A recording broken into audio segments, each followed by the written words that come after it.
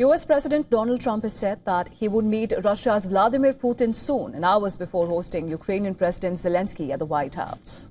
That's right, Diksha, and Zelensky is even said to make a call for long-range missiles, Tomahawks, but Trump has cast aspersions on whether Kiev would actually get the American-made arms it covets, saying that the US could not deplete its own supply.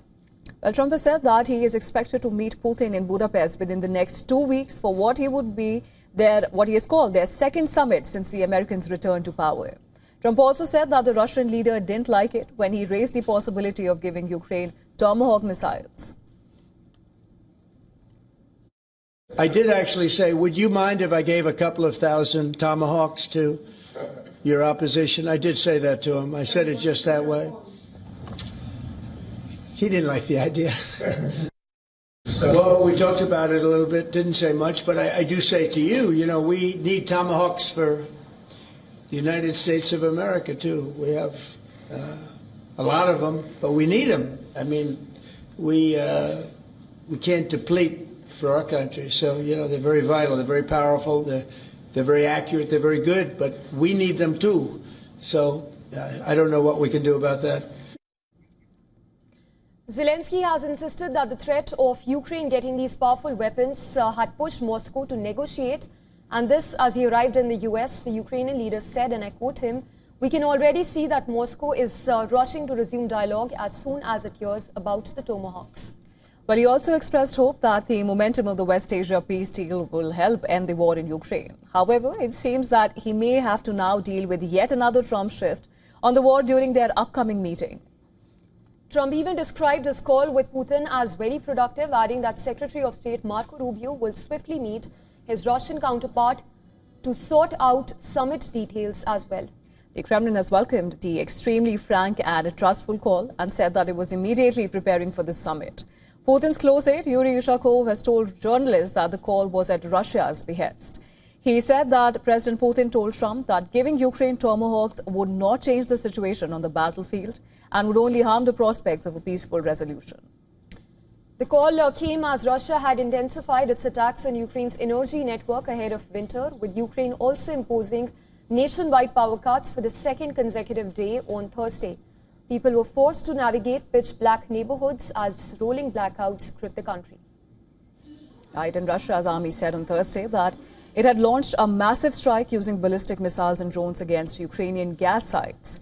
Ukraine's Air Force said that Russia launched 320 drones and 37 missiles, adding that 283 drones and 5 missiles were downed. Additionally, Ukrainian military also claimed that it has repelled a major Russian attack in Donetsk region. In fact, Ukraine's Azov Brigade posted a video footage supposedly showing Ukrainian FPV drone attacks and artillery strikes on a Russian vehicle column.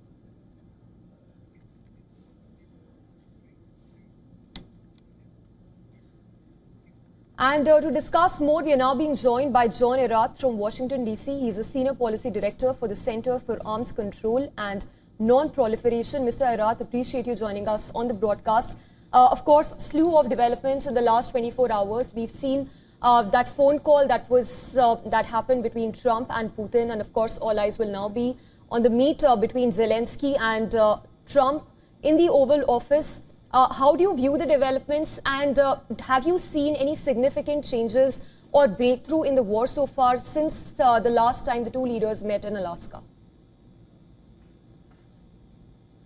I'll answer the last part of that question first.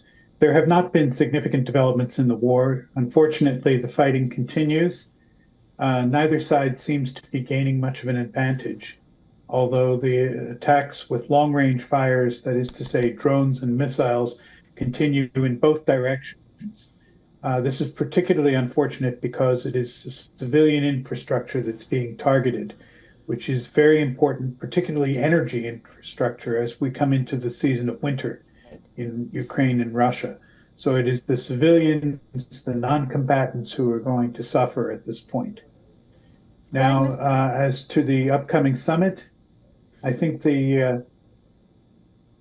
please. No, of course, Mr. Erath, please go on. I was saying that it's a significant win for Russia that there will be another summit.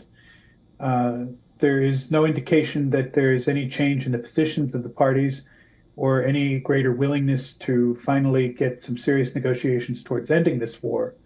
But there are two significant developments in the last few days. The first is the possibility that additional long-range strike weapons might be transferred to Ukraine from the US and from Germany. This clearly got Russia's attention, and they want to do something to stop it. The second is that there are protests in Russian cities against President Putin and his government. This is a significant development because it shows that there is possibility that the people of Russia could demand an end to the war for themselves. So I think this is what is compelling Russia to seek some hint of dialogue. They don't show that they are willing to compromise, but any possibility to end the war is to be looked on as a positive development. Right, Mr. Irath, and the timing of the Trump-Putin call is also quite telling. Of course, it's happened one day before Zelensky is to meet Mr. Trump at the Oval Office, but also just after the EU announced that it's going to bolster its eastern flank.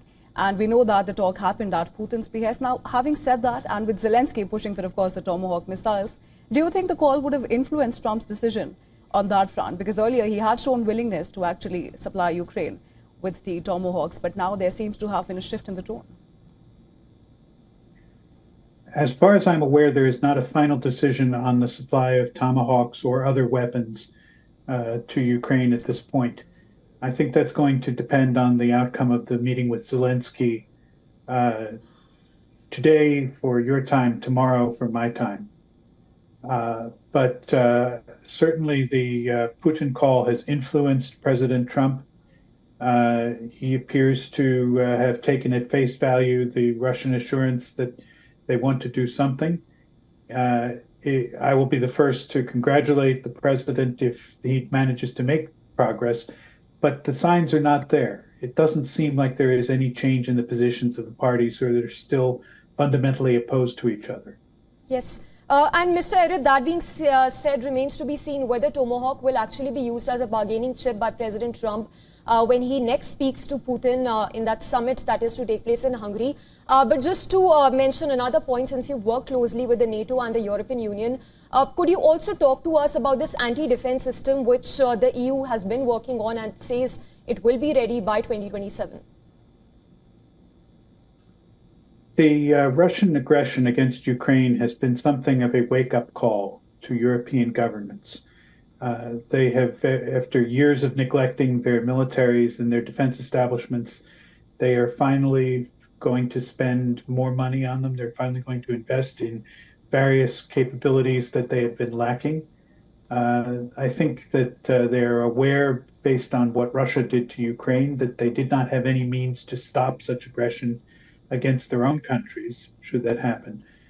So there's a feeling in Europe that it's overdue, that they are making these investments in their defense sectors, and that these capabilities are necessary to deter aggression against their own countries. Absolutely, Mr. Irath. Well, of course, we'll have to wait and see how the situation develops and what comes out of the Trump and Zelensky meet. But for now, thank you so much for joining us on the broadcast and sharing your valuable perspective with us. Thank you for inviting me.